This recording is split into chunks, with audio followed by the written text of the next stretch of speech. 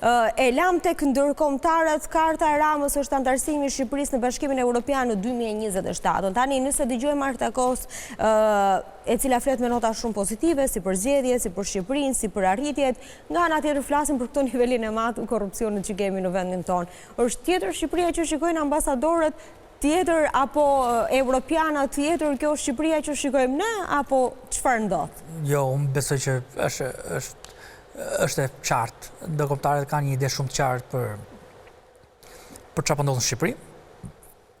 Rasti i Marta Kos është komisionere, nuk e di çfarë është për mua një burokrate të BE-s, ka detyrën e vet për të thënë ato gjërat që duhet të thotë për të mbajtur dhe vendet që janë kandidate optimiste edhe të frymëzuara në proces, për pjesë e detyrës saj është të thotë përgjithsisht fjalë të mira dhe fjalë të këqija ja thotë qeverisë vet nëpërmjet raporteve, publikimeve dhe gjërave që kanë. Ky mendoj unë është roli komisionerëve, sidomos ajo që ka rolin si komisionerë zgjerimi, me sa mendoj, që është pjesa e saj pikërisht kjo gjë. Ndërkohë ne kemi pastaj ato vende të cilat janë vendimarrësit e vërtet, dhe vendimarrësit e vërtet janë Gjermania. Dhe përgjithsisht Gjermania dhe Franca, që përcaktojnë politikat ndërkombëtare. Që nëse e shohim.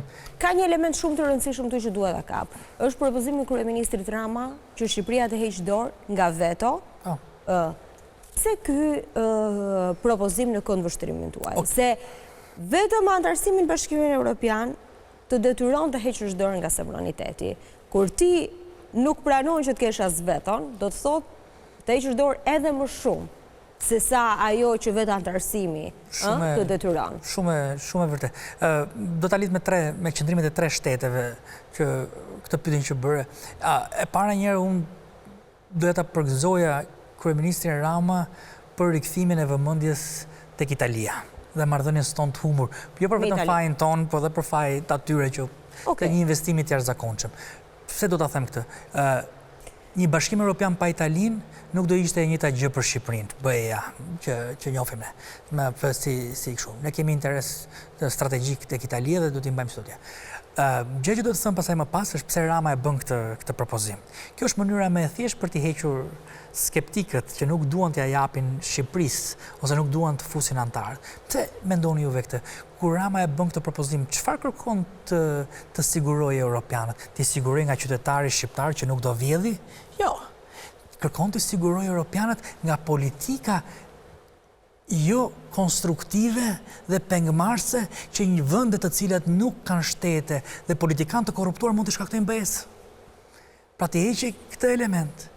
Pra po ta shohim me vëmendje, ministri i jashtëm gjerman thot, ju nuk jeni gati sepse s'keni luftuar korrupsionin, politika është e kapur e gjitha këto. Pse thot? Sepse nesër mund të bësh antar një vendi të BE-s dhe ke gjithë problematika. Dhe ti kap dhe peng, mirë që mban peng shtetin tat, po politikanët tanë nëse janë të korruptuar, mund të mbajnë peng dhe BE-n. Pra, kryeministri Rama do të heqë këtyre këtë shqetësim. Por a do pranoj BE-ja ta heqë këtë gjë? Pra pyetja është që pyetja e parë që do bëjmë ne është pse duhet kjo heqje? Sepse Rama kërkon të heqë atyre merakun që ata kanë, jo me shqiptarët. Shqiptarët janë integruar.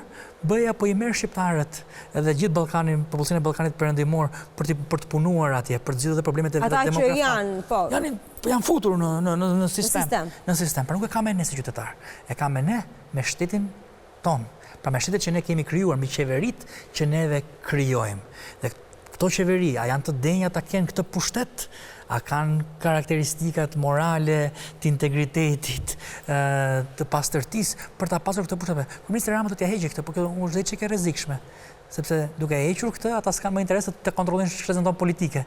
Dhe këta janë duke i thonë, unë e hoqa veton, s'ka problem, po mblej mua merrem unë me shqiptarët, ashtu siç kanë bërë deri më sot. Ti s'e ke më atë problemi që do të kishe më përpara. Kjo bëhet pak e rrezikshme, por është një propozim që ja vlen ti bëhet BE-s. Shqipëria mund ta fillojë vetë këtë, kryeministri mund ta fillojë vetë. Unë kam propozuar që Shqipëria mund të fillojë nëse do ti aplikoj vendimarrje të gjitha direktivat e BE-s, që nga sot t'i fusin fuqi, e të filloj punën si vend evropian me ligjet që ka BE-ja, duke i njohur ato vendimet e gjykatave të tyre. Funksionojnë me do?